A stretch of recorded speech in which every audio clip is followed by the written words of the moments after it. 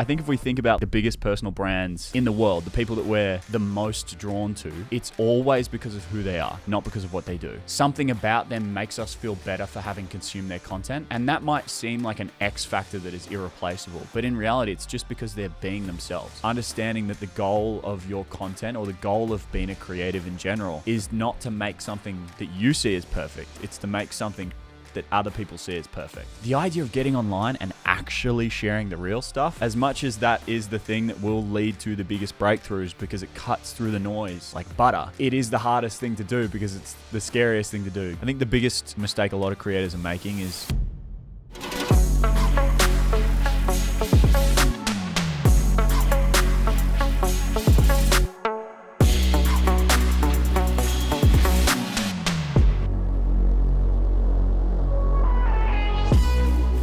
Ladies and gentlemen, welcome back to episode 132 of the 505 podcast. We got Tom Noske in the building, dude, all the way from Australia. I love this remote pod situation. It's really cool. We've been getting on some awesome guests. I love Tom's content. He's someone who we've both been following for a while. And something that I admire about him is how real he is and open about like how much his business is doing and how much it's grown.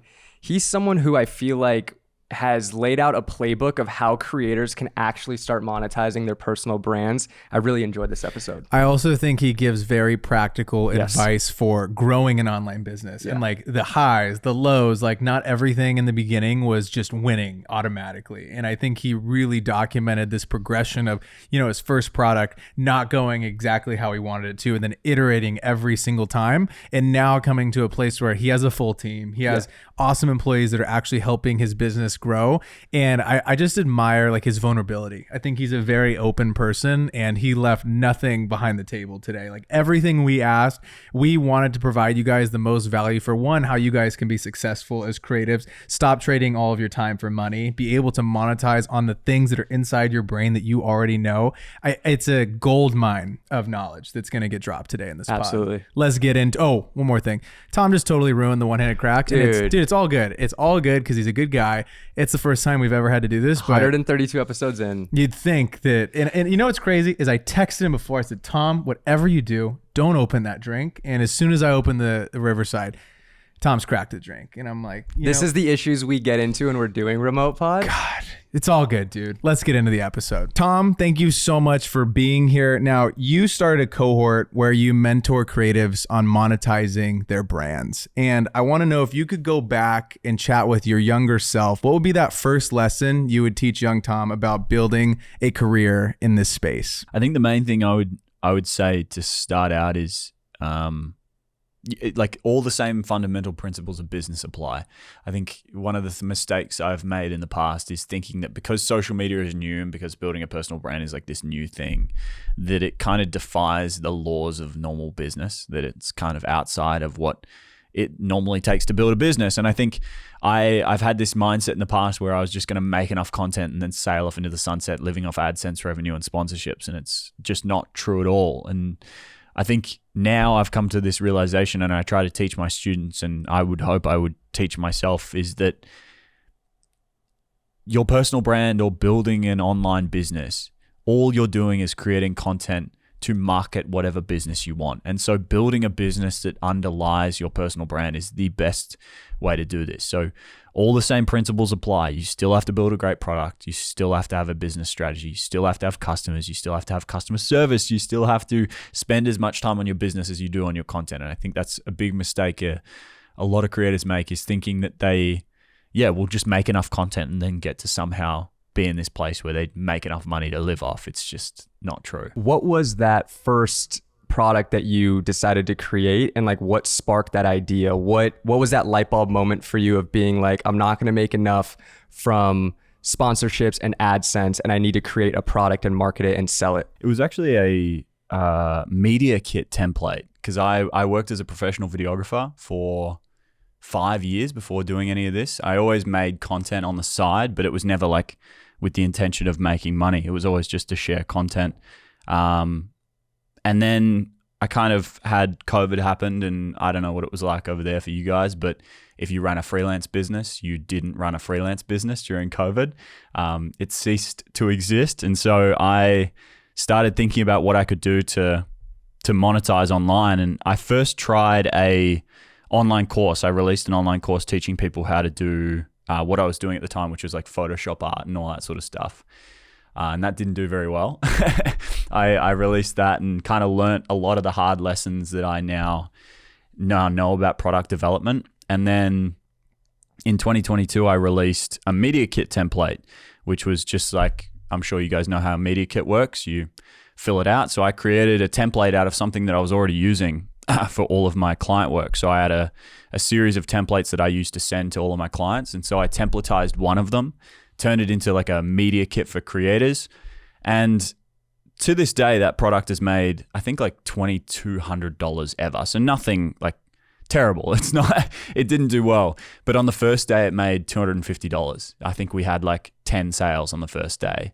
And that was of like a $25 product, I think it was. And so that was the first moment where I was like, this is possible, or making a lot of money from this is possible. And then I kept going. I released a series of other products. I made like motion graphics templates and LUT packs and iPhone assets and all that sort of stuff that you use as a creator, and all the things that I was utilizing as a filmmaker. A lot of the stuff I already had, I was just, I would then take it and package it and sell it. And slowly we built up to the point where I think I had like my record month was like a little over 50,000 selling a $29 product, which was kind of the moment where I was like, okay, right, this is craziness. And then from there, it slowly translated into helping other people do the same thing, which is, I guess, the natural progression of this career is you graduate to selling your knowledge rather than selling your time and then your assets, and then eventually, selling your knowledge. You mentioned that there was a shift kind of in this mindset of where you were currently at. Was there a person? Was it someone on social media? I don't know the town that you're from in Australia, but was it a friend, a mentor? What was that initial mindset shift like? Or did you just wake up one day and you're like, the ceiling that I put in front of myself can be shattered and we can get as big as I can actually dream of? It was kind of a combination. It was like it's kind of hard to say it was a moment. It was more like a snowball. Like it was kind of, I first discovered, because I'd always been in the creative space. I think the mistake, this is normal on social media. You end up in an echo chamber, and I'd kind of been running in the circles of like videographers and creators and photographers and all these people on social, and I didn't really stretch outside of that. And so I ended up with this belief that was in line with what everyone else was doing. It's like, you can release a course if you want, but it might do well. You should probably do some sponsors. You should probably do some freelance work on the side as well, just to make ends meet and have a production company, all that sort of stuff. And then during COVID, I started following a lot of like finance Twitter and like financial independent people, and then also a lot of people in the make money online space on Twitter. And that kind of, I saw the disconnect between, I think a lot of people in the creative space distrust those people naturally because, all they really talk about is making money online. It feels very inauthentic. And I kind of saw that and started following them, and I was like, I get why people don't like this, but I also know that there's something to learn clearly because these people are doing really well. Like a lot of people selling, Notion templates and digital products and all this sort of stuff, Etsy stores. And I kind of started to dive deep into that. And that was the first thing that kind of exposed me to a different world. And then I had another mate of mine who is he's a massive Warhammer YouTuber. He makes Warhammer lore videos. He's like one of my best friends local here in Melbourne as well. And he was the first person he has a big YouTube channel, but then he has his own manufacturing business that creates the miniatures, and the business he makes a lot from AdSense and sponsorships, but the business makes an ungodly amount of money compared to that. And that was the first time where I was like, oh, right, if you just actually run a business and then build your personal brand, you don't have to spend any money on ads. You just keep more of the profit. It's the same principles, just turned into a different marketing engine. And then that combined with going through the process of testing it myself and actually breaking through some beliefs and breaking through some milestones that I previously was like, nah, there's no way that's possible. All of those things combined kind of created that moment where I was like, all right, I can do whatever I want. I just need to do it. But it wasn't really like a moment. And then honestly, it's the same thing, but in this entire career. Like I remember I first started my Instagram account because I was embarrassed about what kids from high school would think of me trying to grow an audience online. So I didn't want to do it on my personal page. I did it on a burner account that none of them followed. And it was like to go from that place to where I am now, where I'm like spilling my heart on YouTube for 30 minutes once a week. It's like, you just slowly get there by doing things and learning where your boundaries are and then continuously pushing against it. I'm sure you guys are the same. It's like when you first started this podcast, you're probably sitting there like scared of everything you're going to say. And now you're like, I'm just going to say it, and who gives a fuck what the audience thinks of it? Or even farther back than then, like I remember posting on YouTube and now looking back at those videos that I would make in like college and even like up until a few years ago. I feel like it's taken a while to get comfortable with like yourself, who you are, and then bring that authenticity to talking to camera. We talked about it literally on the last podcast that we did, but it's like you're so easily influenced by what you see online. And when we were first starting to make content, everybody was like larger than life. And so you thought you had to do that same content. It's like, well, that's not actually who I am.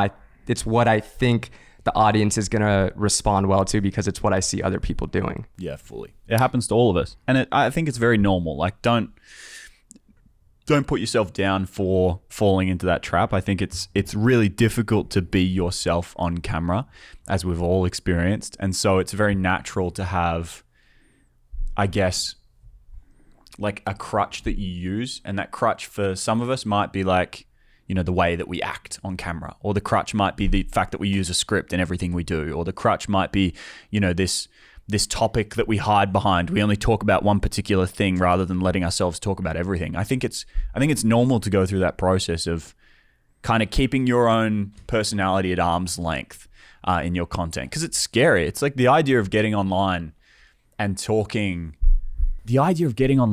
actually sharing the real stuff, as much as that is the thing that will lead to the biggest breakthroughs because it cuts through the noise like butter.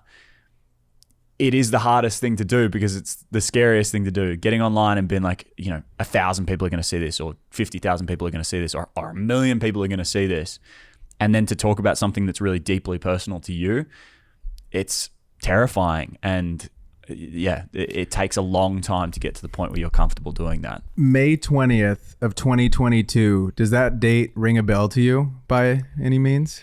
May 20th, 2022. May 20th, it doesn't, 2022. but I would have been deep in a Ironman prep at that point. So you posted a video that was one of the first times that your face had ever been seen by your audience at that time. And your like second or third photo on Instagram ever was like kind of a side profile shot. And then from then on, you were, I'd say, like on ghost mode. It was stunning visuals. You were, larger than life, nature photography. Yeah.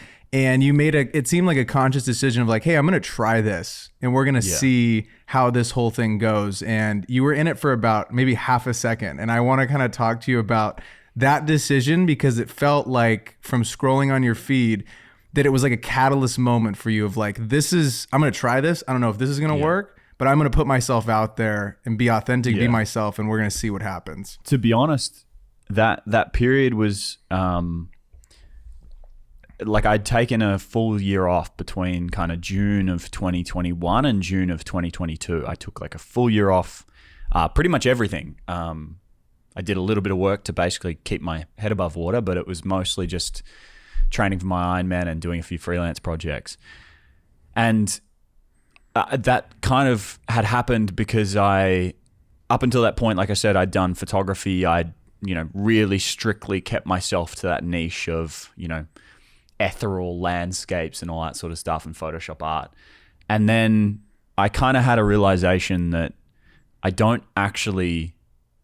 not actually as passionate about that as I thought I was. I remember I became really good friends with a good friend of mine now, but Julius, Visuals of Julius, if you guys have ever seen his work before. And I became really close with him through COVID, and we had a lot of calls, and I just like through getting to know him, I had this really scary moment where I was like, I'm nowhere near as passionate about Photoshop and digital art as you are. And so I'm never going to get as successful as he is for the same thing, because there's just no way. He gets up every morning and all he wants to do is make digital art. And I was like, I get up in the morning and I kind of have to force myself to make something to post on Instagram, and then all I want to do is like train for my Ironman races and do the things that I like in my personal life, read and do all the other stuff that I'm passionate about. And so I had this really scary moment where I, like almost like a second existential crisis in my life, where I was like, I don't think I'm as passionate as I thought I was about this. And then that transition that you saw, because it is like it's so funny if you scroll back on my page, because everything's still there, but it's like this 180-degree moment where I go from a digital art piece to a recap of my Ironman to talking on camera, and it's just 180 degrees, big change, and then I never look back. And in some people's eyes, like it might have been seen as a risk, or I'm going to try this and see what happens. But in my eyes, it was, I'm done with that chapter. I'm going to do this new thing, and it's either going to work or it's not, but I don't care. It's like there's no world where I'm going back to making what I was making before. So this is the new path, and it's either going to work for me or it's not. And hopefully in a year from now, I actually had this conversation with a friend of mine who's an ultra runner and a poet, which is the most random connection of brands, but it works super well for him. Yeah, what a duo. And he said to me, he goes, Tom, like, you'll either do this and transition and start making content about everything, and a year from now you'll have a new audience and you'll forget that this problem ever existed. Or worst case scenario, you've already got 70,000 followers on Instagram. You'll start making this new content. Brands won't know where that 70,000 followers came from. So you'll probably get sponsored doing the thing you want to do anyway with 70,000 followers and make a little bit of money regardless. And I was like, oh yeah. So there's no risk. Like there's no world where I'm going back. There's no bad outcome in this. And if it all goes tits up and doesn't work, I'll just go do something else. Like it's not a problem. So that was a big moment. It's funny that you remember that so viscerally. And for someone who's in a similar position as you were in 2022, if they're in that position today and looking to maybe rebrand themselves, but maybe they don't have the big following like 70K on Instagram to kind of like lean on a little bit. Yeah. Is there any specific advice you would give them for like how to rebrand? Is it maybe like a mindset thing, or just like simple fact of, hey, just start posting different stuff? It's a few things. So the first thing I think is you'll always be more successful doing the thing that you like, giving yourself the freedom to do the thing you actually want to do. A lot of us, like I said, use a crutch of a topic that we know a lot about to build our brand. And I think if you give yourself the flexibility to include everything that makes you you and actually make content about the stuff you're passionate about, you're going to do this for so much longer. I think the reason why a lot of these creators, we've noticed in the last year, a lot of creators quitting and being burnt out and all that sort of stuff, is because they're so tightly confined within this box of whatever they've chosen to be their business, that they eventually age out of it. They grow up a little bit, or they get a little bit older, or they find new passions, or their life changes. There's a big difference between like being broke and then building an audience and having a business, and now being free. And you're like, I don't really feel like getting up and talking about the latest camera today in my content anymore because I don't have to. And so a lot of these people are getting burnt out because they've stuck themselves in this tiny little box that they have to operate within. Whereas if you can give yourself the freedom and the flexibility to do everything, it might not be as quick in terms of growth in the short term, but you're going to do this for 10 years, 20 years, 30 years. And there is no world where you don't build some kind of success over the course of a decade. And I think giving yourself the freedom to go and do that will help you last so much longer. And then I think the other thing is operationally, to help you kind of tactically do this. I like to think about content online as it's a target audience, not a niche. You want to figure out what your avatar is. Like, who is the person that we're actually trying to help? The easiest way to do this is like target yourself 5 years ago. Like, all of us have a version of ourselves, our former selves, that we see as particularly vulnerable or particularly struggled or particularly went through something that we can help them with. And so figuring out who that person is, exactly who that person is, and then making content that is either relatable, inspiring, or educational for that person, gives you so much flexibility, because I can make content about my Ironman training because it's inspiring to that person. I can make content about business because it's educational, or I can just talk about my story because it's relatable. And so having that idea of a niche isn't like, niching down is not, it's not bad advice. And I'm very hyperbolic when I talk about like the niche thing. You are the niche thing because it's better in content. But if I'm actually talking about the nuanced answer, the niche thing is not bad advice. It's just, it's lazy. It doesn't cover the entire picture. I think a niche is a target audience. It's an avatar. It's who are you actually trying to impact? Whereas a lot of people think a niche is a thing. It's filmmaking, or it's, content creation, or it's personal finance, or it's whatever it is. But the issue with attaching your personal brand to a thing is you're literally limiting the ability to grow because you can only get to the level of that thing. Your brand can't exceed filmmaking if your brand is filmmaking. And so giving yourself the ability to be, I'm the personal brand and filmmaking is a part of my brand, not the other way around. Or I'm the personal brand and personal finance is a part of my brand, not the other way around. It should give you a lot of flexibility to go, oh, I can just get on camera and tell the story of, how X teacher told me I wasn't going to be anything when I was younger, and then I've turned this into a career that's directly related to that, something that teacher said or whatever, because that'll be relatable to people who have gone through the same thing.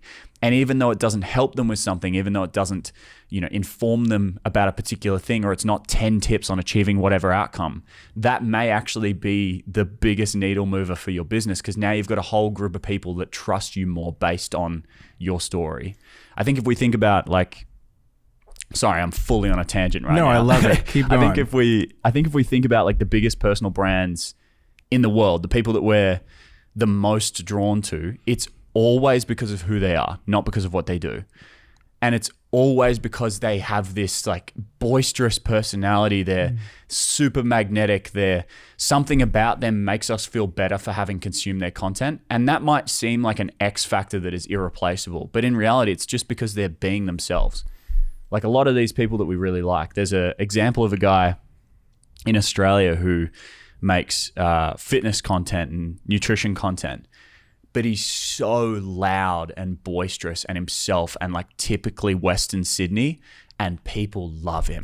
Like he's got 650,000 on Instagram, but he did a launch. I heard him on a podcast recently. He did a launch for a collab brand. Like there's a big company called Frontrunner, like that does like clothing company. Like it's like a clothing company. He did a collab with his business, evidence-based training.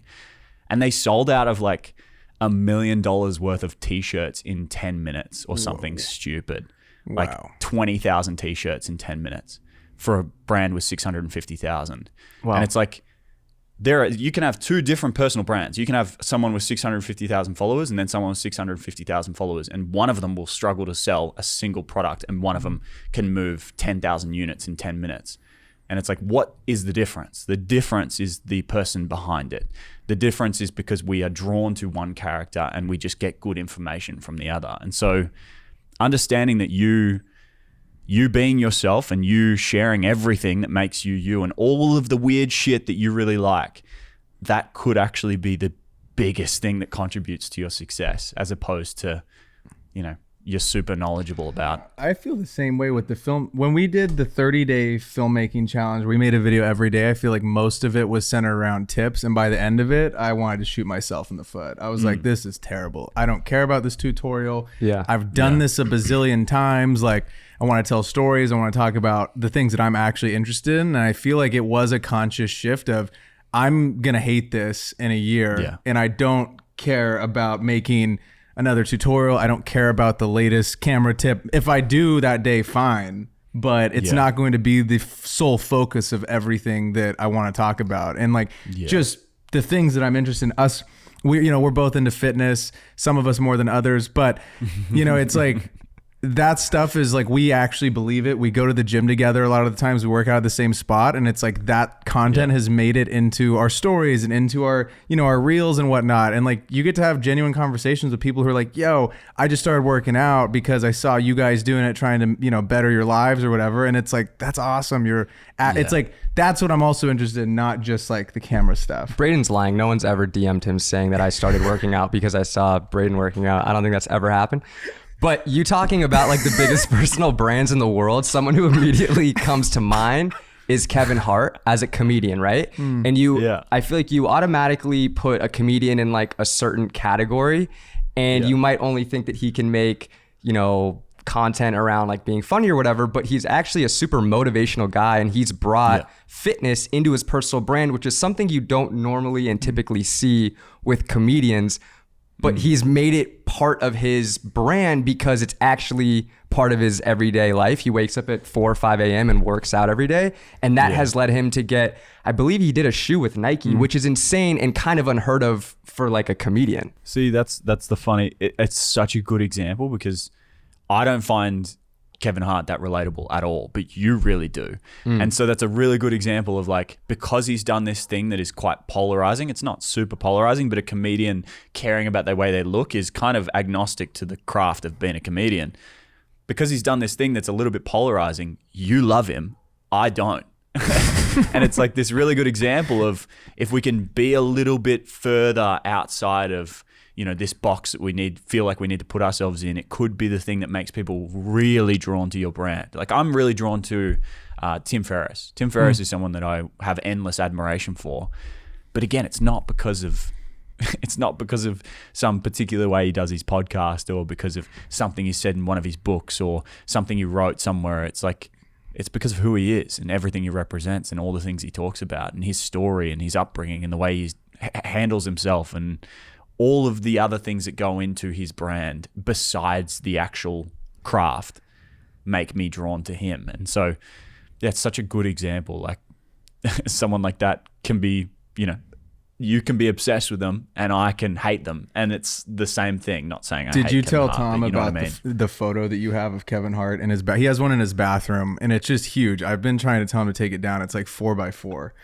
But we'll talk about it on the next. You guys are making me seem like I'm obsessed with Kevin Hart over here. I just thought it was a good idea. I think he's funny, maybe a little motivational. I do. You did bring up though burnout, and I do think that one side of the coin is creating content about something that you're genuinely passionate about. I think that's important.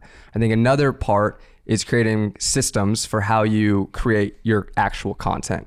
Can you talk about your process for creating content and how you structure your days as far as like, do you have certain days for just scripting out your videos, then filming and then editing? I believe you have an editor as well, right? Yep. It's amazing. So it's quite funny. I'm two minds about this because like what I would never encourage people to, and I think this is like just a good rule of thumb if you are like trying to help people, is try to remember where you were, not just where you are right now. So what I do right now is not what I typically recommend, but my process for content creation, especially after learning from multiple bouts of burnout, is like enormously low expectations, high output. So I've just got this mindset. Like before, it was 9 a.m. when we started this podcast. I have a meeting with my team at 10:30 or 11 o'clock probably after this call. And then I don't, you know, it's Friday. I don't really want to be spending late into the afternoon and I want to train. So I recorded a YouTube video before this. I had nothing planned. I know I need to get a video out today. I had no script, no plan, no dot points, nothing. And I was like, you know what? If I just sit in front of camera and record for 30 minutes, something will come out of it. And so I did that at 7:30 this morning before getting on this call. And it's like, I think understanding that, or I think like so many of the creators I speak to have these enormous expectations about what content needs to be without realizing that like 90% of the stuff you make is going to fall in the bucket of just, it's here to make progress. Whereas that 10% is going to be the thing that moves the needle. And for me, I've kind of learned a lot from, I don't know how deep into fitness you are, but I love racing Ironman events. And part of Ironman training, because it's such a massive event, is like you have to hit your hours. Like no matter what, for months and months and months and months, you have to hit your hours. And for me at the moment, it's 12 hours a week. So I know every single week I have to hit 12 hours. Otherwise this week was moving me in the wrong direction. And I think taking that approach to content as well and understanding that balance between consistency and quality, like you have to find that equilibrium. If you're sitting here like all the way quality and you produce once every 3 weeks for a YouTube video, it's like you're out of whack. Something needs to change. Whereas if you can bring that back a little bit and go, okay, if I lower my expectations a touch and I don't put so much pressure on the script, or I don't put so much pressure on me performing, or I don't put so much pressure on how the video comes together in the edit, and I lower that a little bit, it might help me produce more. And by producing more, I might avoid burnout, because in those moments where life is like, it's so funny. Everything in the business space, everything in the creator space, everything that everyone talks about is expecting life to be linear. Everyone talks about systems and dedicating days to certain things and, you know, always working the same hours and getting up at the same time and ice bars and all this bullshit. And it's like, life is like this. Life is a fucking roller coaster. One week you can wake up and you feel incredible.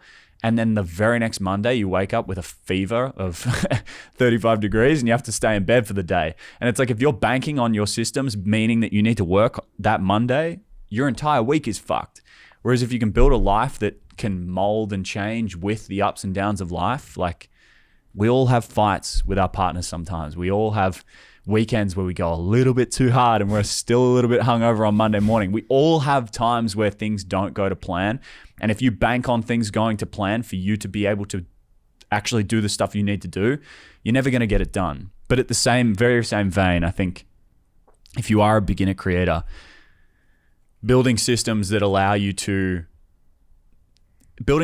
just allow you to get more done in the time that you have is always a good idea. So, you know, yeah, if you're going to film a video, film 10 rather than 1.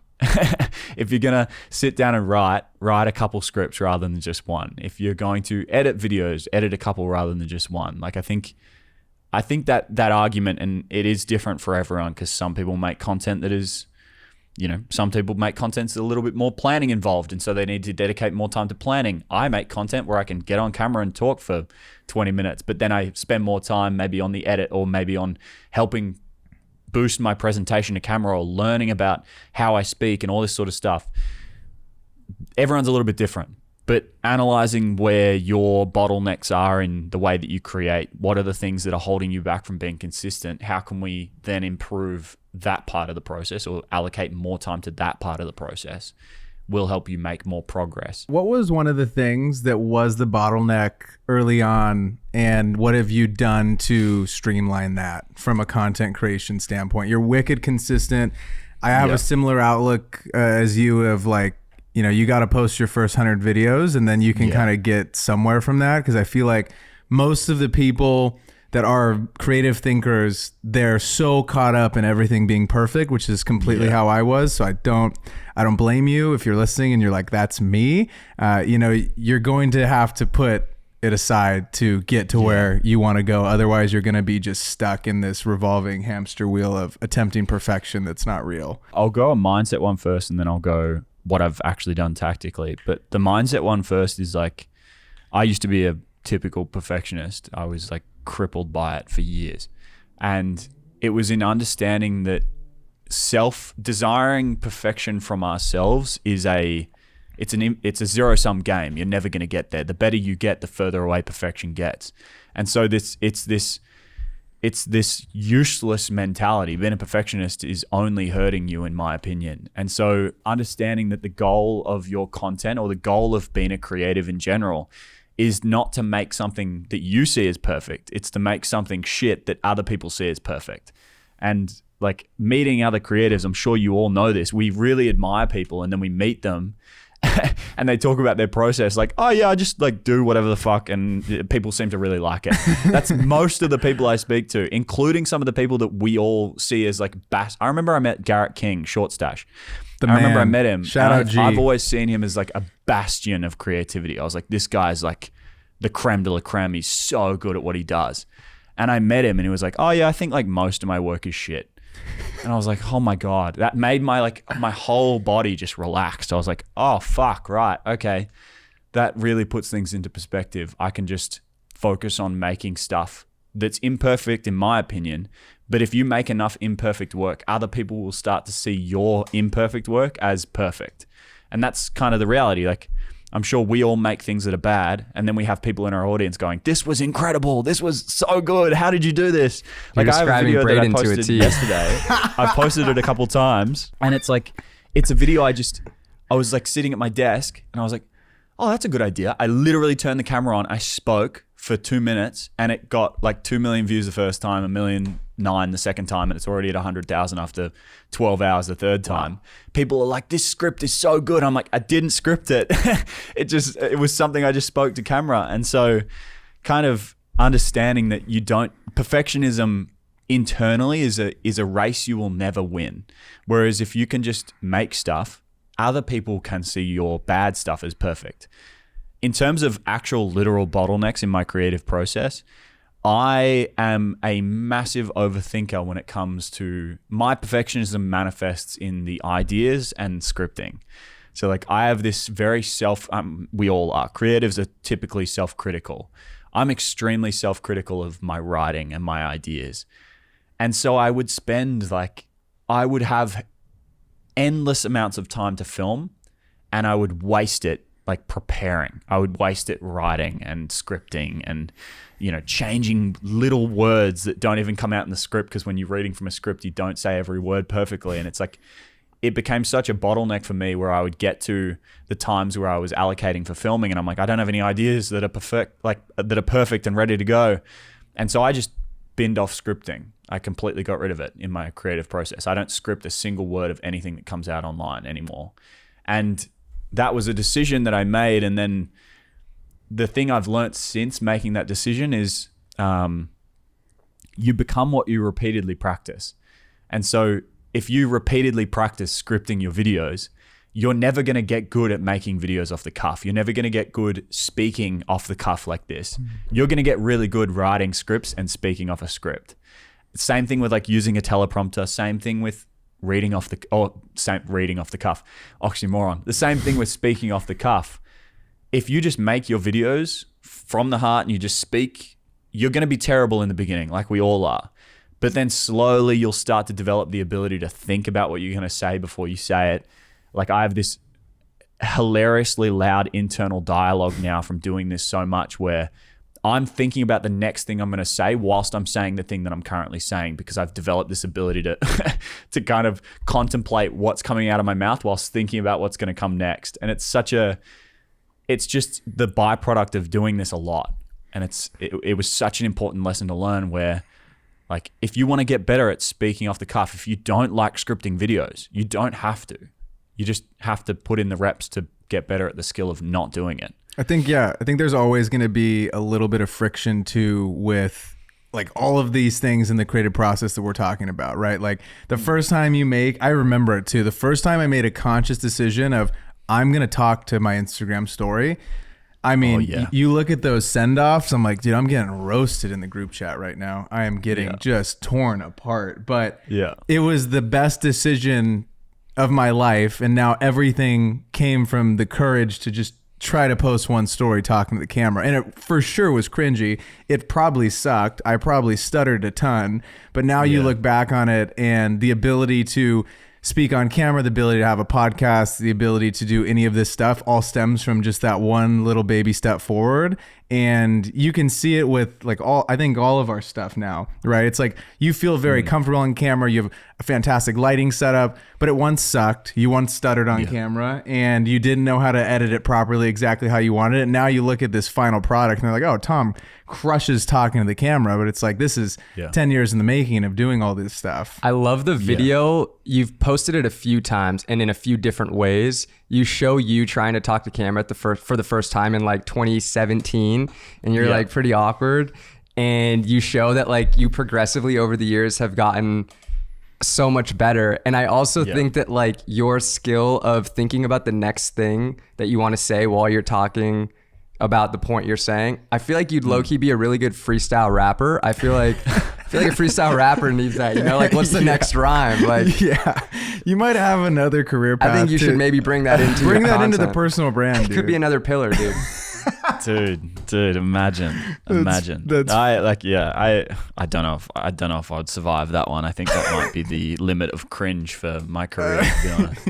You also brought up a few other things that I wanted to touch on earlier. One, your point of life not being linear is just so important.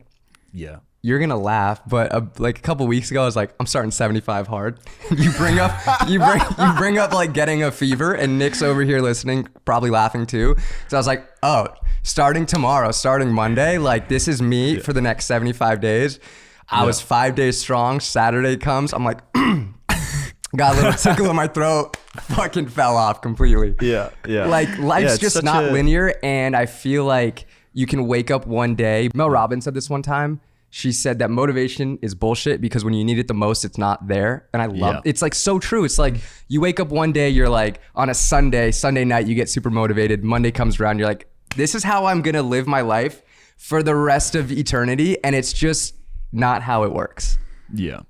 No, I think like I always really love when I hear, I was listening to a podcast literally yesterday with someone I really admire. And he was like talking about his like business growth.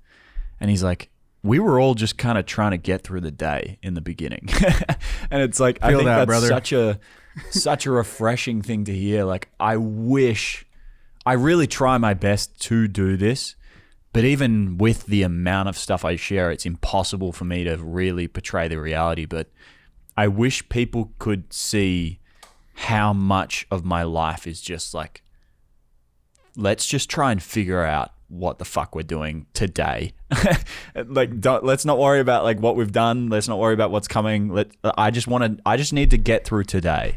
And I wish people really understood how normal that is.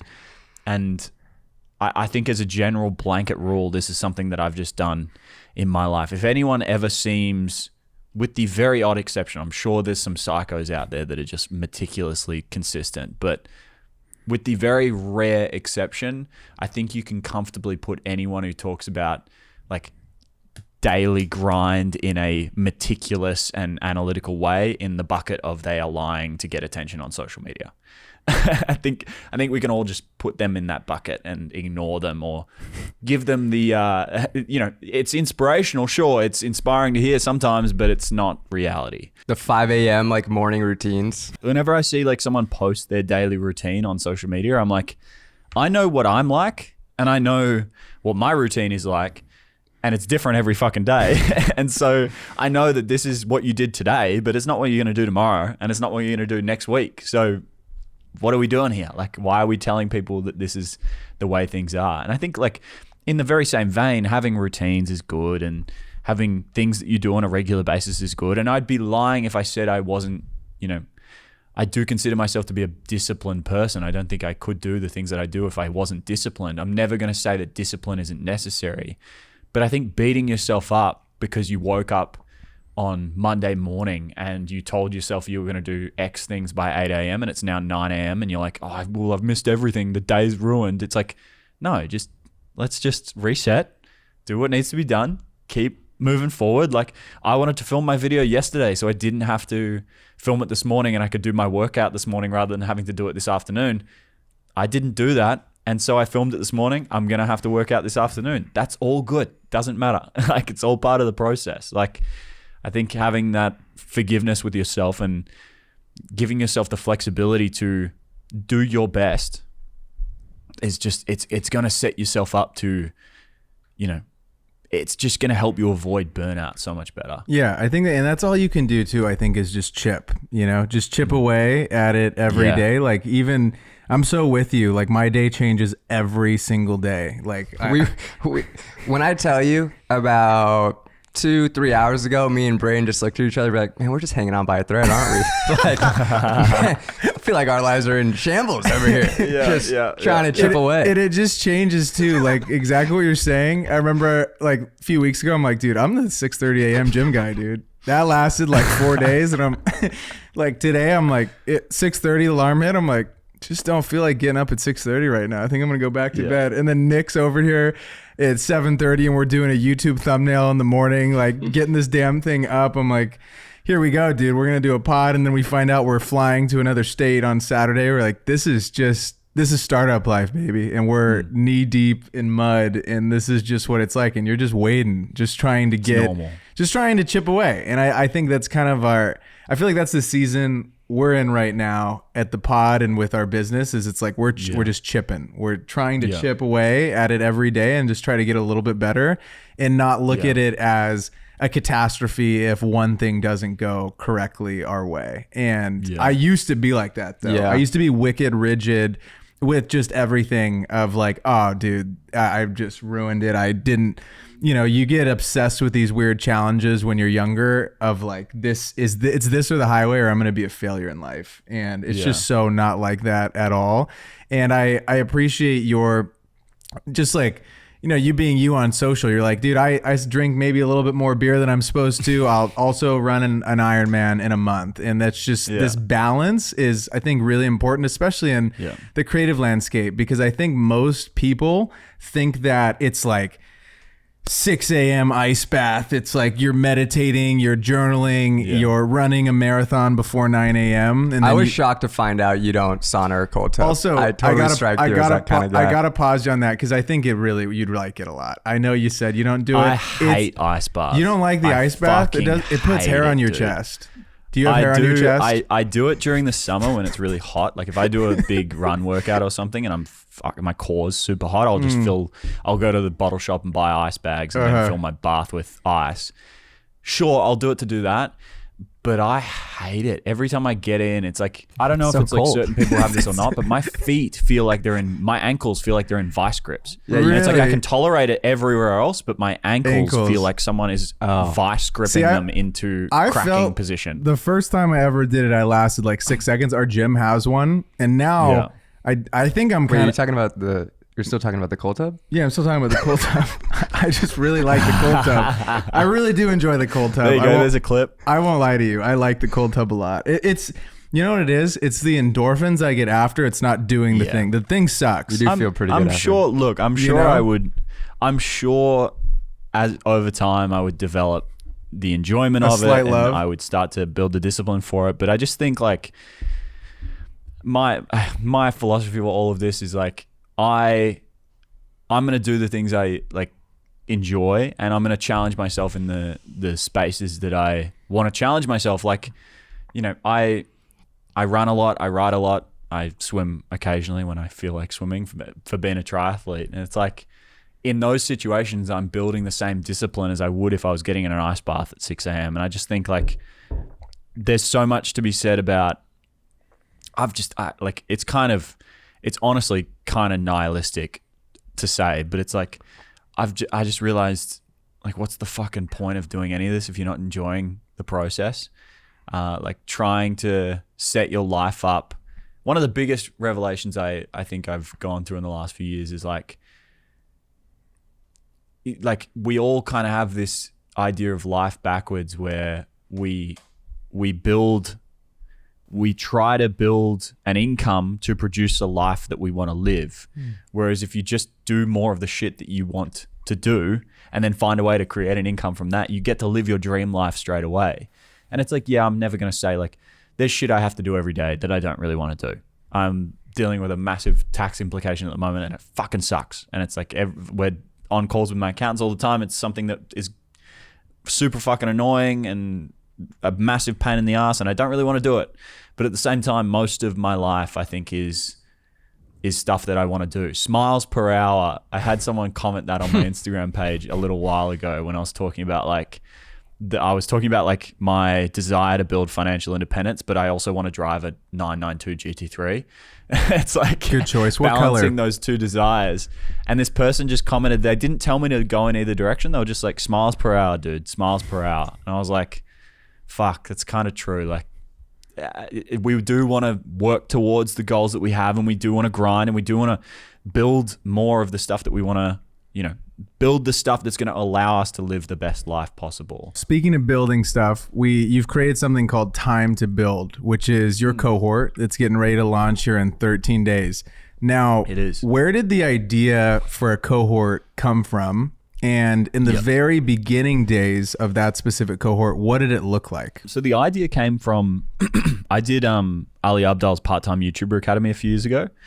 And that was the first time where I experienced live teaching. And I think I had this moment with him where halfway through the cohort, I'm obviously in Australia, so time zones are never good. Full stop, end of story.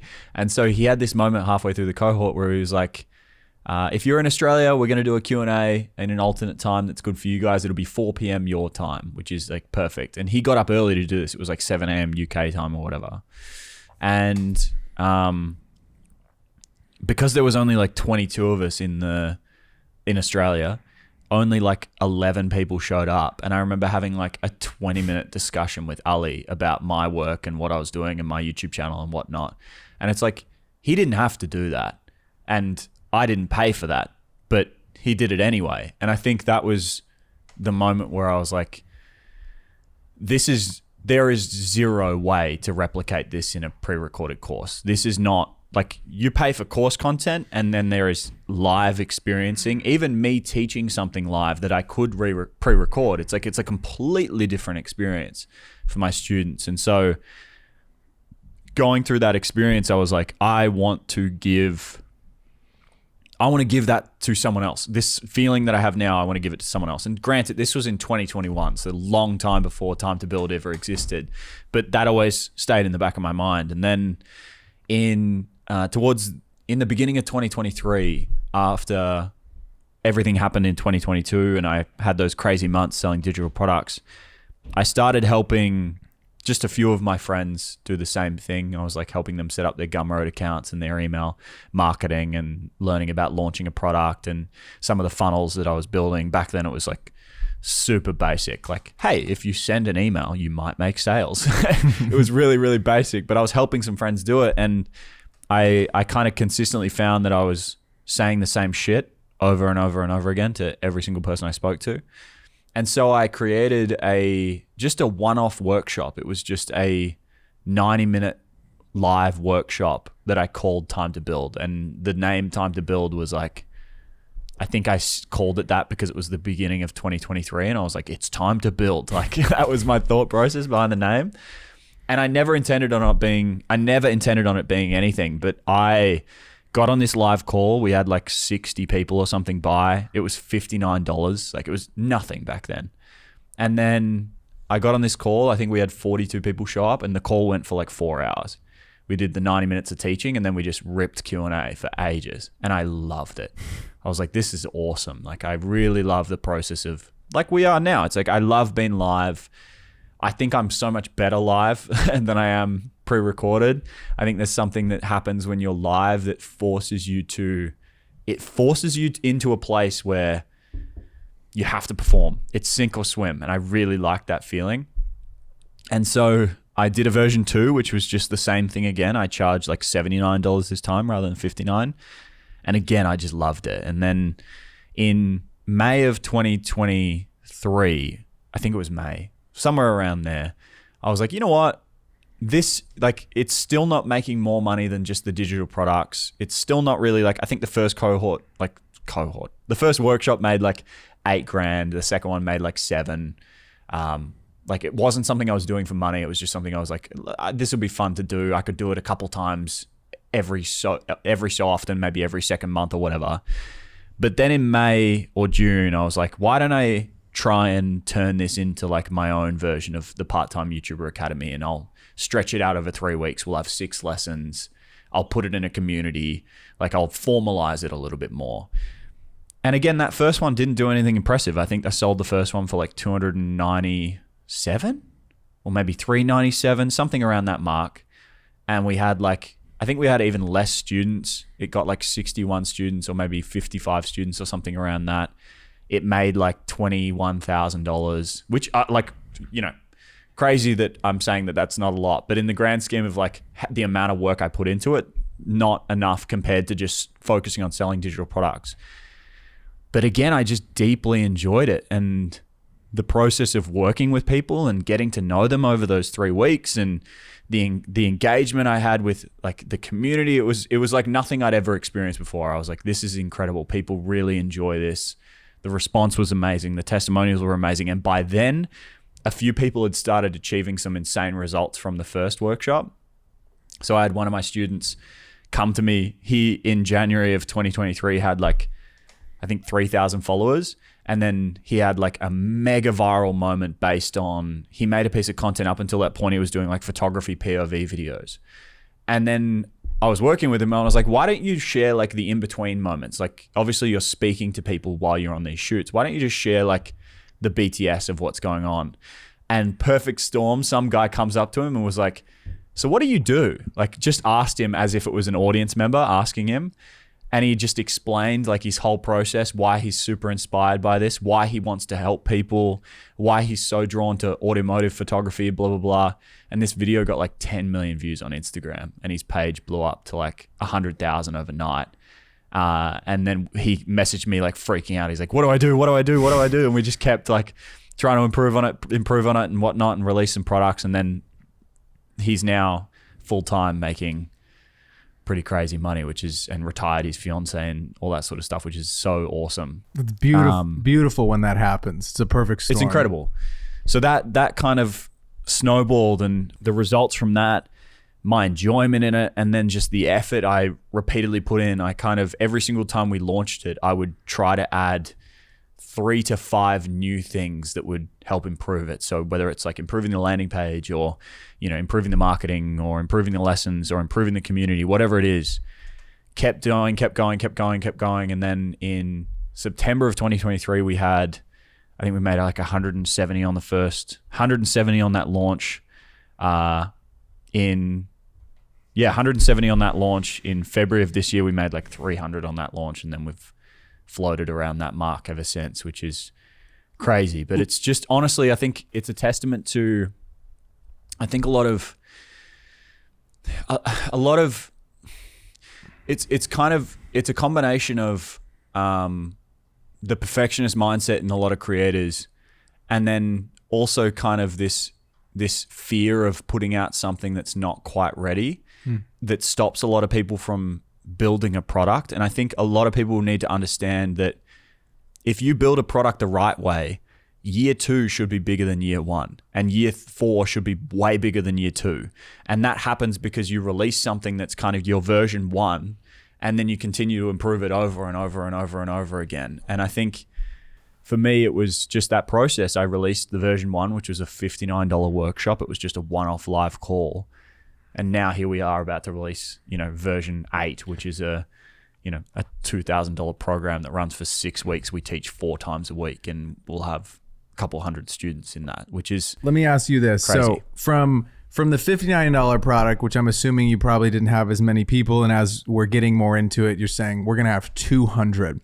Right now, what has been that biggest differentiator to make sure that 100 or 200 still has a fantastic time like the original 39 had a fantastic time? Because I'm assuming, I didn't know you were giving out 4 calls a week. So how do you feel like they still have an awesome experience? How do you curate that now that you have more people? And are all 200, sorry to cut you, are all 200 students on each one of those calls, or do you break it up where? No, so normally we have about 50% turnout for the live calls. So we'll have like 110-ish on the calls.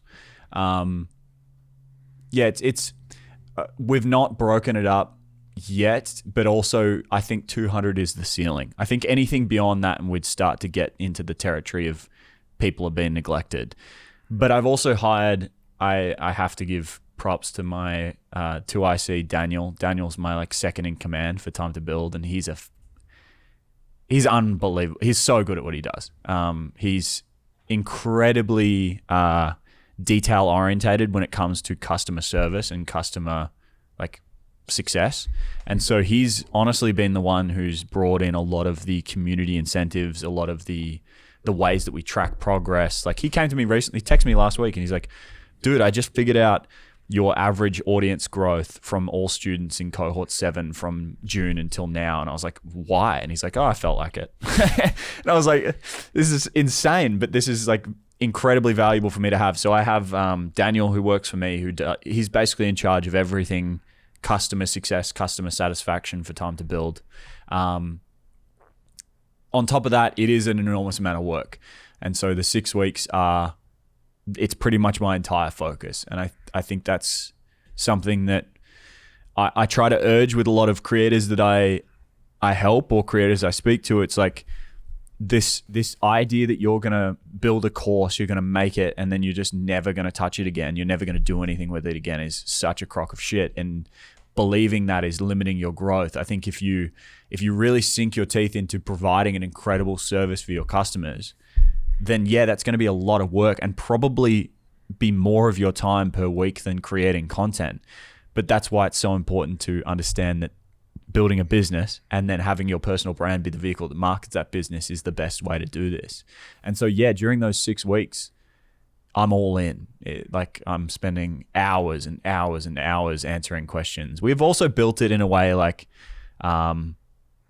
there's a few lessons that we've learnt. We made the mistake recently of having unlimited DM access to me and Daniel during the program. And so every morning I would wake up to like 22 fucking 3-paragraph essays from people. So we've since learnt that lesson that, hey, we should probably get rid of DM access, create an admin email for really important admin questions, and then get everyone to submit their questions via a specific spot in the community so we can actually organize our communication with that. And there is a lot of lessons that we've learnt the hard way from running a community like this, but that's pretty normal. Like you're going to go through growing pains. There's going to be moments where it's not all sunshine and rainbows. Like I've had my fair share of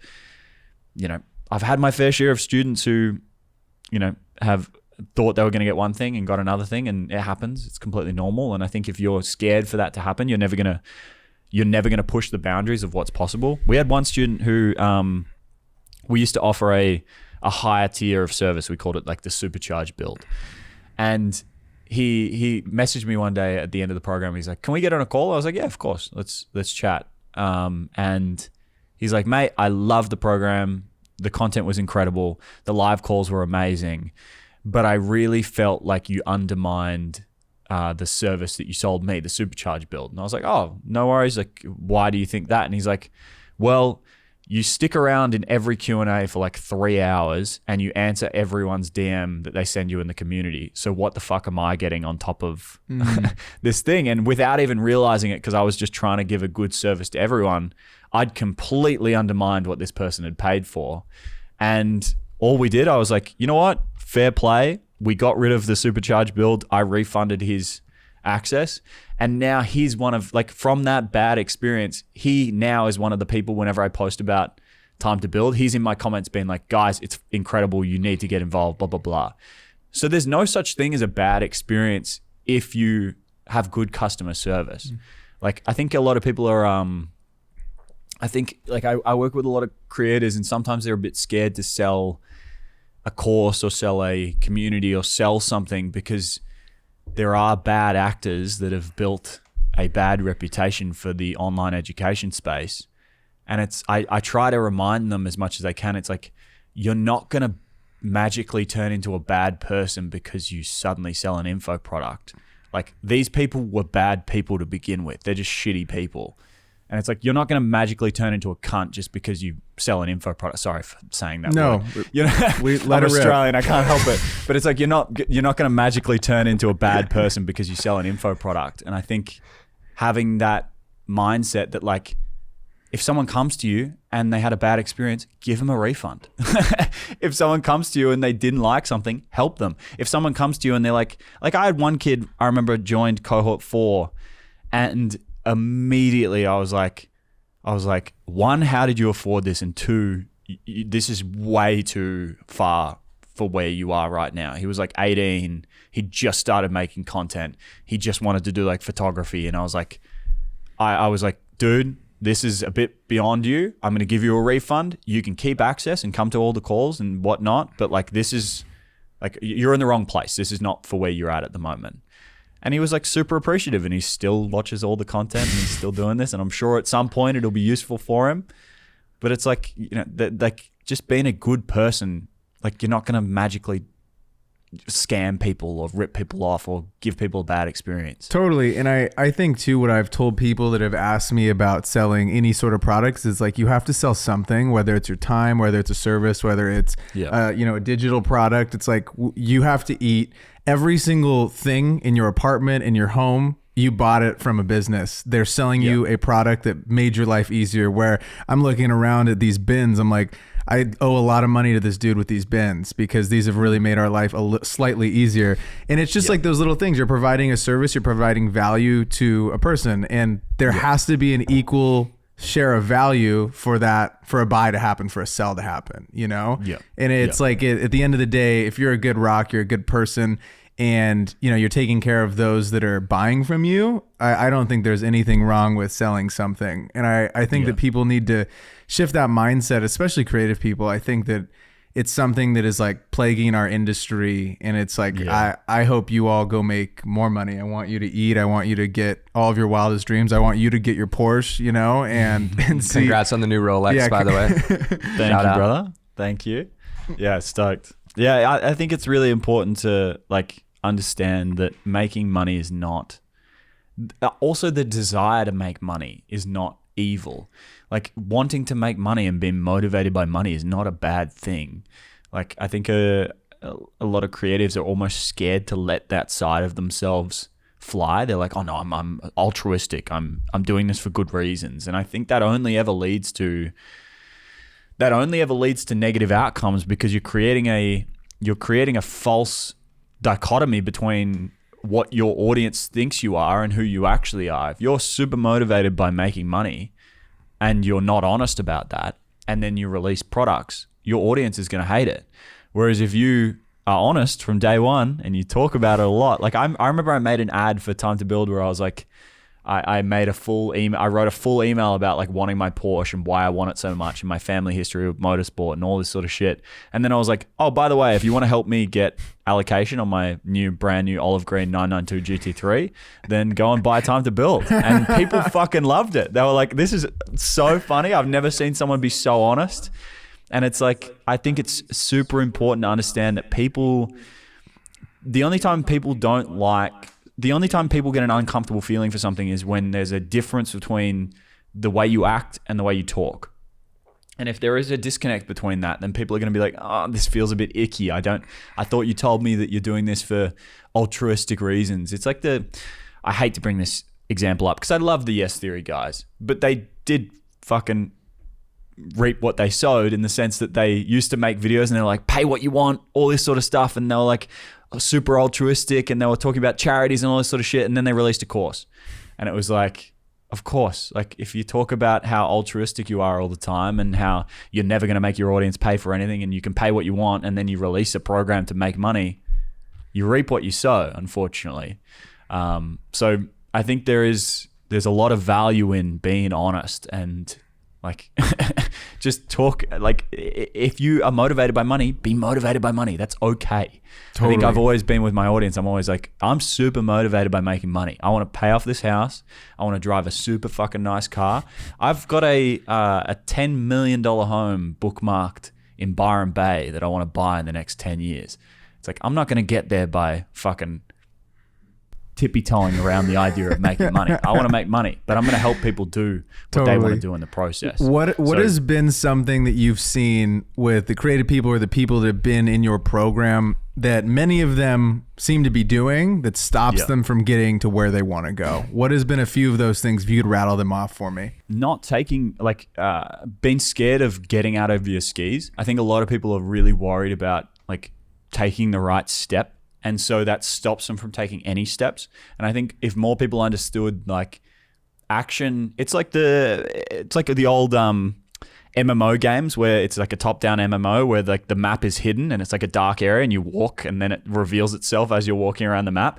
That's kind of like online business, to be honest. You'll do something and then that action will show you the way. And I always have conversations with creators. They're like, recently I released this like 30-day email automation thing, and people are like, how did you think about that? How did you like come up with that idea? That's so like, what the hell? Like, this is really smart. These emails are really good. And I was like, well, I needed more emails because I want to sell more spots in my upcoming cohort, and I kind of want to automate my lead flow.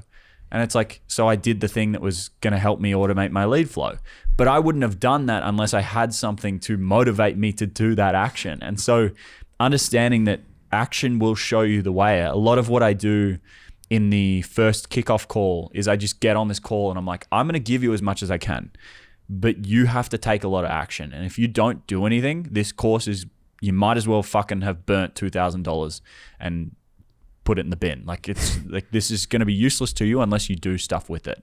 And so I try to really motivate people to just get out of your skis, fuck up, make some mistakes, release some products. Like, if you make a bad decision, who cares? Make another one. Like, you can always shift and change. You can always do whatever. I think the other mistake they make is like a lot of, I mean, this is such a tactical inside baseball thing, but might as well get here.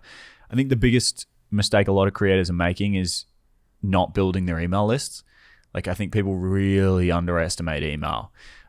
Email is the entire reason I have the business I have. My audience on Instagram is not the reason I have the business I have. Like, I'm getting to the point now where I'm almost ready to stop promoting full stop on Instagram because email just is so much more effective. So my whole strategy on social, the funnel that I teach, or the strategy I teach, is your entire social media strategy is collecting people's data, their names and their email addresses, and then you sell as hard as you can on email. And I think if you I heard someone use this example before. It's like having a big audience on Instagram with no email list is like having a big dick as a priest. It's like kind of useless. It's a waste of time. Like, it's a bad use of your time. You're just fucking up. I think people really underestimate email. I think it's something that, like, it is how you run your business. And if you think logically about how this works, like if you're consuming content on Instagram and you're sitting there scrolling, it's like people are doom scrolling. Yeah. They're not going to give you the light of day. Like, they're not there to click on a link and then go and buy something. And if you really think about the moments that you're doom scrolling, it's like, for me, it's sitting on the toilet, like usually like doing something else that is like sitting on the couch watching Netflix with McKeely, or laying in bed. McKeely and I always like spend the last half an hour of our day. Like, I know people talk about how TikTok is terrible for your sleep, but fuck, I love unwinding with like half an hour of TikTok. We love a good nightcap scroll. You're talking to the right. I just get on there and I laugh my ass off for half an hour, and then I'm like, I can go to bed now. This is sick. Like, I really enjoy it. And so all the situations that I'm on social media, there's not a chance in hell I'm going to buy something. Yeah. But if we all think about the times that we're on email, when, like, I don't know when you guys read your emails, but I read them first thing in the morning when I sit down with my coffee at my desk. I read all my emails from the last 24 hours. And so what am I doing in that situation? I'm literally working on the business that whatever someone is selling could help me in that business. I have my wallet with me. I'm in the perfect position to buy. I'm at my desktop. Like, I'm in a position where I could buy something. And so you have to think about the efficacy of your strategy. Like, if you're on social media screaming at people to buy, it's like, it would be so much more effective. It's like, I gave the example in an email recently where it's like, if you were at a bar and you're wandering around and you have to go grab a drink and you bump into a girl and you like say sorry, and as you look in her eyes, you're like, oh, she's really pretty, wow. And then you feel a spark in the moment. You're like, oh, this is cool. Like, you're really attractive. Would you ask them to shag, or would you ask for a number and leave her for a good night? Like, which one would you choose? You'd ask for a number and you'd go, hey, like, you're really attractive. Can I get your number? I'll speak to you later. Send her on her way, send her for a good night, and then go get your drink and go back to your friends. And it's like, that's the most effective strategy in that situation, as opposed to being like, you're really hot, can we shag? It's like a waste of your time. It's not going to work. And so social media is kind of the same thing. It's like, if you get on social media and you're desperately trying to get people to buy from you, it would be so much more effective if you're like, hey guys, if you like my content, I've got like this free guide that you can download. All you have to give me is your email, and you can go back to scrolling. You just have to send me your email address, and then I'll send you this and you can check it out later, and then go back to whatever the fuck you were doing. It's such a better strategy for being effective at each level of the funnel. I think, like, understanding that if we talk about a funnel tactically, you have to think about the efficacy of each stage. Like, you're going to be so much more effective selling on email. You're going to be so much more effective gathering people's data on social media. And so do actions that help you move people through the funnel. I think it's super important when I think about your newsletter and the value that it provides. Now, let me ask you this. Is there a reason why you have like a more simplistic look on your email? Because you see... Yeah. I personally subscribe to emails all the time to see what the situation is. Brands, people, everybody, I want to see them. And if they're not good, I unsubscribe immediately. You see a lot of emails nowadays where there's like so much shit going on from the bigger brands. I'm talking like any of them. Most of the biggest brands like Nordstrom's, like a lot of them are, it's like photo, a bunch of random stuff, 14 other pictures. Yours are very simplistic. Can you talk to me about why that is and why you've seen success with that? Because I think like you play to the strengths of the medium you're playing in. And so I'm not trying to build a morning brew that I'm going to sell for $20 million. That's not the goal of my email newsletter. I'm trying to build almost like a pen pal relationship with the people that read my emails. And so me getting on there and talking about the news of the day and my top 10 recommendations for this topic or whatever the fuck is so much less effective than me just getting on and being like, here's what I did yesterday. Like, I wrote an email recently about mowing my lawn. I wrote an email recently about watching Bathurst. Like, I just write about whatever I'm doing. And so it's such a better way to build a relationship with the people that are reading it, because I'm obviously not going to be able to sell this email newsletter, but it's going to be so much more effective for my purpose, which is building a personal email newsletter.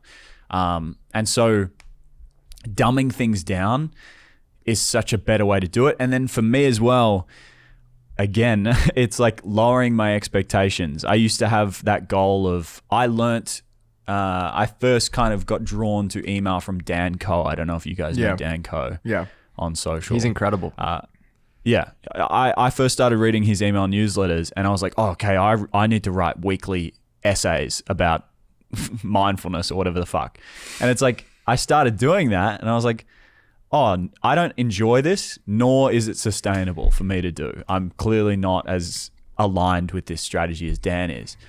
So I started realizing, I was like, well, if I just get on and write 300 words that's like takes people 90 seconds to read, and I just write about whatever I've done that day or whatever like interesting comes up. Like if I have an interesting conversation or I do an interesting thing, like, the gardening example was, I was trying to find a gardener for my house, and I found this gardener who has an incredible landing page. And I was like, wow, this landing page is insane for a gardener. So I was like, all right, I'm going to write an email about the effectiveness of a landing page and use the story of finding this gardener as a good example of why it works. I think like having that freedom and flexibility to just write and share what you actually want to share, it makes people feel like you're a real living, breathing human being. And I think that's really important for the level that we're playing at, because you have to understand traditional businesses like a Nordstrom or Morning Brew, who sold his email newsletter for like 90 million or something crazy, where they have the advantage of being a bigger brand and having like a faceless business that you can potentially sell. We obviously lack that ability, but what we have is relatability. We can relate to brands. We can relate to our customers in a way that brands would literally kill for. There is a reason why Nike has to pay, what was Michael Jordan's contract with Nike worth? Like something ridiculous. 10 billion or something stupid. Crazy. It's like, why did they do that? Because Michael Jordan's brand is more relatable than Nike. Same thing with like, if you think about, I use this example all the time, but it's like, a human spider with superhuman strength is really unrelatable.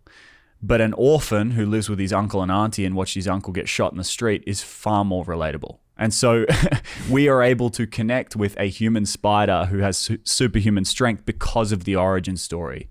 And it's the same thing with our personal brands, like finding a way to be relatable to your audience and share stuff that makes you come across like you're an actual person. It just makes such a difference. Like I included a small thing and I'm about to release a new program today. And I made the admin email McKeely, my fiance. And I included this small section. I was like, it's an automation when you sign up. It's like, if you have any admin or account questions, please email McKeely Gichek at admin@videoacademy.co. My beautiful fiance, she's going to be handling all the admin stuff. And it's like, it's a small thing, but it's like people are going to see that and go, oh, he's a real person. This is a real person that I'm learning from. This is not just some robot that knows filmmaking. Like 100%. It's little things that you can do in your brand, like, you know, dumbing down your email, not running it through Grammarly to perfect your spelling mistakes, not feeling like you need to be this, like, you know, not feeling like you need to write perfectly, cussing a little bit, you know, saying things that are a little off color. Like all of this sort of stuff makes you seem more human. And I think that's really important. You've obviously been creating products and selling cohorts for a while. You've been in the game. For someone who is looking to monetize their audience for the first time, you know, you hear your price tag of $2,000, that might seem pretty daunting. You've also created products at all different price tags. What advice would you have for someone looking to monetize their audience for the first time and they're not sure what type of product they should create? So the first thing I would recommend people do, it ultimately depends on the size of your audience. If you've got like a little bit of a larger audience, let's say above 50,000, yeah, you can go down the route of like a low ticket digital product. I think that's a really good way to get your feet wet. It's just so easy to set up, quick to iterate. You can sell a bunch of them. You can learn about like automation in a much better way. Like there's two things I recommend, and the second route kind of doesn't teach you a lot of the lessons around productizing and automation and lead flow and funnels and all this sort of stuff, which I think is super important. So that would be my recommendation for people kind of over that 50,000 follower mark. But if you've got 5,000, like even down to 1,000 to 10,000 to 15,000 followers, I would recommend selling a service. So I would recommend finding something that you have as a skill, like whether it be video editing, whether it be who knows, like whatever skill that you have that you think people would be willing to pay for, figure out what that service is and then productize that service and use your personal brand to market it. So if you're a video editor, create content around your passion for video editing, including all the other stuff that makes you you, and then sell video editing packages or start a video editing agency or whatever. Productize your service that you can provide people, even down to, you know, I've worked with a few people in the fitness industry, and I think like offering some kind of online coaching or whatever to productize that service is really powerful. But yeah, I would go one of those two routes. The beautiful thing about productizing a service at a lower level is you can charge a lot more. So it's quicker to go full time. Like if you're selling an editing package for short form content creation, let's say, you know, 28 videos a month, 7 days a week, you can sell that for $1,000, $2,000, $3,000. Even much higher. Like my editor makes more than that, so you can make a lot of money selling those services. So I would recommend going one of two ways. And if you're over 50,000, you can still get away with selling a service. I think offering some kind of product in that capacity is a good move. And then slowly, as you improve on those skills, I think the understanding. People are really daunted by comparing where someone is at. Like this is such a cliche, but don't compare where you're at to someone else's middle, essentially. And I think the good example of this is there is natural progressions that you have to go through in this career that can help you get to the level you want to get to. There's a really good example of a guy in Australia. There's a guy called Jai Long who is a really inspiring character, but he started his wedding videography business in like 2011 or 2012. I'm going to get the dates wrong, but I'm going to like, you know, get it loosely right. And he ran that business all the way until like 2017. And then in 2017, after being successful and winning multiple awards and being an international wedding videographer and photographer and having a company with multiple shooters and all this sort of stuff, he then created the Business Map, which is a business course that helps wedding photographers build their business to $100, $250 and $500,000 a year. And he built this incredible product where he's got like these custom stamps and custom pins and cufflinks that he sends to people when they hit certain milestones. And it's an incredible course where he opens once a year and it's a full year-long thing. And he did that from 2017 all the way through till this year. And then this year he started teaching people how to create online educational programs. And it's a very natural progression from wedding videographer to then teaching the skill that made his business successful, to then teaching the skill that made his new business successful. And so understanding that you can graduate to higher and higher levels. And just because you don't currently have a skill, like let's say a lot of the people listening might right now, or a good chunk of them might be young guys or young girls who don't actually have a skill yet. They really want to make content, but they don't know what to make content about. It's like, there is no reason why you can't like stretch out your time horizon and go, you know what, I'm here right now, but I want to be here in 6 years. And go, okay, I'm going to spend the next 2 years getting really good at this skill. And then the next 2 years learning how to monetize that skill. And then the next 2 years after that, helping other people monetize the skill that I've successfully monetized. And I think so many people are in such a rush to get like, you know, this bullshit idea of passive income in the next 6 months because you want to quit your job. It's like, hey, let's just slow the fuck down and maybe we can sell a service to 10 clients a year and make enough money that we can work a little bit less, maybe go to part-time. So that would be my recommendation if you wanted to monetize or you haven't monetized yet is go one of those two routes. Sell low ticket digital products because they're super easy to sell. They'll teach you a lot. It'll help you get your feet wet, or sell a service like coaching, an offer, whatever, something done for you. Speaking of coaching, have you done mentorship groups before? I know you, like, besides Ali Abdaal, have you paid a mentor to teach you something? Yeah. Okay. When you've done that, has it been successful every single time? And what's been the most amount of money you've invested in yourself with a mentor? Has it been successful every single time? It's a hard one to say because a lot of I've worked with mentors for a variety of different reasons. Like some of the mentors I've worked with who don't have, like, some of the business mentors I've worked with don't have businesses that make as much as my business makes, but that's not why I'm working with them. I'm working with them to try and figure out the way their head works, and I really admire the lifestyle they live, and I want to learn how they've set things up to work the way that they do. So you do mentorship for different reasons. I think one of the things that I can say is, like, I've never walked away without a lesson. I have had one really negative experience with a mentor or a coach, but there's some pretty simple red flags that you can kind of look out for. I think any kind of lock-in contract is a good sign. It's probably not good. I was really young in like 2021 and I got locked into 6 months with this person who, yeah, they were just shit. I was on sales calls with them, and as soon as I paid, I didn't speak to that person ever again for the 6 months that I worked with them. I was on calls with their trainee or whatever. So I've had bad experiences, but again, the lessons I learned from that situation have arguably created what I've done now. So I don't see that's I think it was like $10,000 I spent on that. I don't see that as it sucked at the time, but I don't see it as an outright negative, even though the experience itself was negative. I think the most I've ever spent on mentoring, I mean, all up on one person is probably close to like $20,000 or $30,000 on one person. But it's like, I'll work with them for a bit and then stop working with them, and then work with them for a bit and then stop working with them. The only thing I would kind of encourage people to understand, like, you're trying to pay for applicable knowledge. That's all you're really doing with a mentor. And if someone has the answers or has done the thing that you want to do, and you're able to listen to them and just copy what they're doing, then it's going to be worth every dollar you spend. I think I've worked with mentors before. I worked with one guy recently where all I wanted to learn was how they run their mentorship side of things, because I wanted to start doing some one-on-one stuff. And I got on the first call. I was like, look, I know this is kind of what you offer, but I just want you to go into your back end and show me everything. Like, can you just go into your share screen right now and show me how everything works?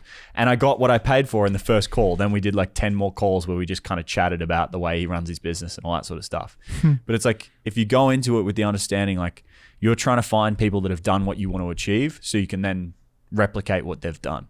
Because they will have information, they will have experience down to, like, I was on a call with one of my students yesterday, and it was just, we spent half an hour mapping out my exact system for segmenting emails that we use in launches.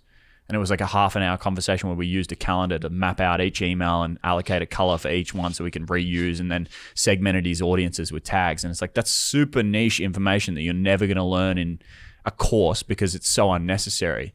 But in his very specific situation where he's launching a program, it was super valuable. What has been a lesson that you've learned from one of these mentors that you'd be down to share with our audience that really catapulted you forward? The first one is just like the first person I ever worked with who really encouraged me to pursue email. That was like an obvious one that just completely changed my business. Because up until that point, I always knew the idea of like own your audience and all that sort of stuff, but everyone knows that. But to see it firsthand and then to see behind the scenes of this person's business and go, oh, you make this much from your 10,000 person email list as opposed to your 500,000 followers on Instagram. What the fuck? So seeing that firsthand was a really eye-opening experience. But it's always the stuff where it's always the little things. Like I worked with someone last year, and over the course of 6 months, he helped me take my time to build from, we were charging $500 to $2,000 over the course of 3 launches. And it's like, that doesn't seem like a big thing, but that's really scary to do when you're in it, because I had a product that was making good money at $500 for the course. So I was like, how the fuck do I have the confidence to go, I'm going to charge 4 times as much as this over the next 6 months? He was in my corner going like, no, you can do this. Like, let's bump it by $500 on the next one, and then a $500 again, and then $500 again. And that was a really eye-opening experience for me because, one, I'd never had someone just go like, nah, fuck it. I don't care how you feel about this. You need to do this. And then to learn from that experience and start to learn all the fundamentals of, there's so much more that goes into how you price your products than just how you price your products. It's not just about the price. It's what that turns into on the back end. Like a $2,000 product and a $500 product, those are completely different demographics in terms of the people buying it. And so I remember when I was charging $500, I would have a bunch of people join every single time where this was like a Hail Mary for them. They were like, this is my last $500. Like, I need you to change my life. And then I would charge $2,000, and we have a full onboarding week where I've got a bunch of things that the people need to do. And I remember the first time I charged $2,000, I had like half the students come to me 3 days into the onboarding week and be like, I've done everything what you need me to do. And I'm like, holy shit, this is a completely different person. This person's taking responsibility for their own actions. They're actually committed to doing this. And that's all down to pricing, not down to the product I'm building. And so there's all sorts of little lessons like pricing, like that play a much bigger role than you think they will in the moment. So that's probably what I would say. It's like, I don't have one specific example that's really moved the needle. It's more so just a bunch of examples that have made such a tremendous impact all put together. How much did the actual product change over the course of those 6 months, where over 3 or 4 launches, you quadrupled your price? An enormous amount. Okay. Yeah, enormously. Like the whole Dan exists because we quadrupled our prices. Like I wouldn't be able to afford Dan. The profit margins were too thin. And so having Dan in the program has completely changed the program. My commitment to the program, if I'm making enough profit from those launches that I'm able to comfortably go, you know what, I'm going to put my content on the back foot for these 6 weeks so I can provide a level of service to these customers.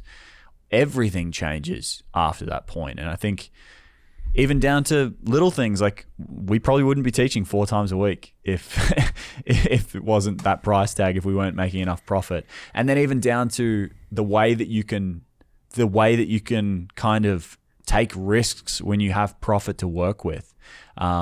This is all really inside baseball business stuff, but like, I the first time we did it, I was making all my own landing pages, and by the 3rd launch that we'd increased our prices, I was spending pretty much our entire profit margin on just the landing page from that cohort that was $500. And it's like all of that is down to profit margins and having more to work with, and then that makes the product better. And it's like this snowball effect that pricing is such an overlooked mechanism for business growth, but it's so obvious when you actually think about it. It's like if you make more per customer, you need less customers and you're going to make more profit per customer. So every action you take has more profit. Like I remember around this time I started building out I have a Google sheet that I give my customers that allows them to like map out a funnel before they do it. So like map out what each level of the funnel kind of pays them, and it can give them step LTV. So like what's the LTV of each step based on your total customers. And it's like one simple change to the pricing can be the difference between you making $40 per email sign up and $200 per email sign up.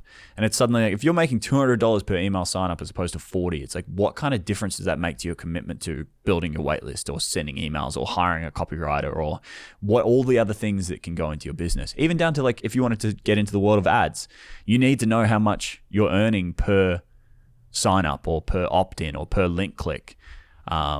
And making more profit at each of those levels gives you more flexibility to spend on your business. What's a challenge that as your brand has grown, that's kind of come into play, maybe that wasn't there when you were at under 10,000 people that were a part of this community? What's kind of something that's kind of popped up as you've gotten more customers, as you became bigger on social, and how have you navigated it? The obvious one is like you have to control people's access, because managing expectations is so crucially important. People, again, down to like what we kind of said with the like being honest about making money, managing people's expectations when it comes to your product is really important, and they will build their experience, or they will understand their experience of your product based on what they didn't get compared to what they did get. And so if you build a product and it's like the lessons are awesome, the community is awesome, your engagement is awesome, but then they have an unread email, their experience is based on that unread email. And so you need to manage expectations and go, hey, all emails that will be read go to this email address and will be read in this period of time. Or we don't have DM access in this community. If you want to have a question answered, ask it in this section because we go through this once a day. And all of those little things that you don't really think about when you've got 50 students and you can individually speak with every single one of them. It's like, yeah, no dramas. But eventually all of this stuff starts to catch up with you. And then even down to like, I think understanding, giving yourself the leeway, like we said earlier, of there's no such thing as a bad experience, just bad customer service. And so if you have a customer that has a bad experience, or you have a customer that just doesn't get what they expected, like I have a lot of customers that like come in with this. Sometimes I have customers that'll come in with this expectation that I'm going to change their lives. And it's like, when I get in the first lesson, I'm like, hey, you need to do all this. Like, this is stuff that you need to do. I'm going to give you templates and systems and things that you can put in place. But at the end of the day, if you don't do anything, you don't do anything. And a lot of those people are kind of taken aback by that. And there's, in those situations, I could either go, sucks to be you, or I could go, what do you want to do? Like, what do we want to do here to get the best result from this situation? And so understanding that there is nothing that you can't control everything. You have to kind of play to your punches and understand that not everything's going to go to plan. Not everything's going to work out perfectly. You're going to fuck up. But as long as you have a way to as long as you have a way to reconcile those situations, you'll be fine. Yeah. So give yourself the permission to fuck up. You bring up the fact that you want to buy that $10 million house. It's pretty sweet. How do you get there? Is it... I don't have the slightest clue. Is it by quadrupling the price once again of time to build? Or like... No. Like how do you see yourself navigating, over the next couple years and getting to a point where like you are making that fuck you money? Something I try to remind myself often is I've been doing this for 8 years. I started in 2016, like first started making content on the internet. And the person I am now and the person I was then are like, fuck, they might as well be two different species of human being. They're not anywhere near the same person. And so we all have that experience. We all know how far we've come, but we have this complete inability to look into the future and expect that we'll have that level of change, if not more, again. I expect I'm going to change more in the next 8 years than I did in the previous, because I have all of this experience behind me to compound my results. It's like the compound effect. Everything's going to get crazier and crazier. And so I kind of have to have the confidence that I don't know how I'm going to get there, but I know, who knows? Like I might have an idea next year that turns into a software company that then turns into my main hustle that then gives me $100 million exit. And suddenly I'm like, oh yeah, no worries. We got there in 4 years. Like it's kind of like you never know what's going to happen. And I think understanding or having the confidence that as long as you're back to where we started, like as long as you're surviving every day and you're chipping away and you're laying brick after brick after brick each and every day, as long as you're doing the actions that move the needle, you're going to end up somewhere. None of us know where that is. I think I also had a conversation with a very high level entrepreneur here in Australia. Her story's incredibly inspiring for me because her and her husband were broke with 3 kids at 32, and by I think 40 they were worth hundreds of millions of dollars. So super inspiring. And she was trying to release her own educational product. So I was fortunate enough to be on the receiving end of a phone call with her to explain what I was doing. And at the end of the call, she was like, how can I help you? And I asked her, I was like, how do I go from this level of entrepreneur I am now, like a 7-figure entrepreneur who's got a pretty good personal brand, and but I'm still fighting for everything I'm doing. Like I'm really working for that money to being worth hundreds of millions of dollars and being like this national celebrity entrepreneur. Like, how does that happen? And she said one line that has stuck with me forever. She's like, the business you're currently running is almost never the business you will be running. And it's kind of this idea of like the business you are in right now won't be your last business. And so having the confidence that whatever you're doing right now is the right move, you just have to keep chipping away, and eventually you'll find the thing that becomes your next thing, and then that thing becomes your next thing, and so on and so forth. And eventually you'll be fine. But as long as you keep chipping away, like I couldn't have. There was no bingo card in history that could have predicted the route that I ended up going in 5 years ago, even 2 years ago, 3 years ago, 4 years ago. There's no way I could have predicted where I ended up. So I think having that understanding, like I'm going to end up somewhere, I just have to trust that I've got the chops and the balls to go down the right route. Like I'll be fine. I do have a follow-up question. When you do eventually buy that $10 million house, will you have the blonde back? I don't know. So the blonde, here's the thing with the blonde. I love the blonde, but it murders your hair. I have really dark hair. It's kind of hard to see because I've got like a nice hair light giving me a little bit of an orange glow, but I have jet black hair. And it murders your hair. I started like combing my hair in the mornings and I'd have clumps of it coming out. So it was just like, I just got to the point where it was unsustainable. Also, like it was a massive pain in the ass having to do it consistently. So I really like it. And also it's so funny. Like one of my friends, we were on holidays recently, and he's like, because I've gone through a lot of looks over the years. Like I had a massive beard at one point, like shaved sides, long hair. I had long hair at one point before I was even on social. And he's like, out of all your looks over the last few years, the blonde had the most sex appeal. And I was like, fuck, damn it. Like I kind of have to go back to it now.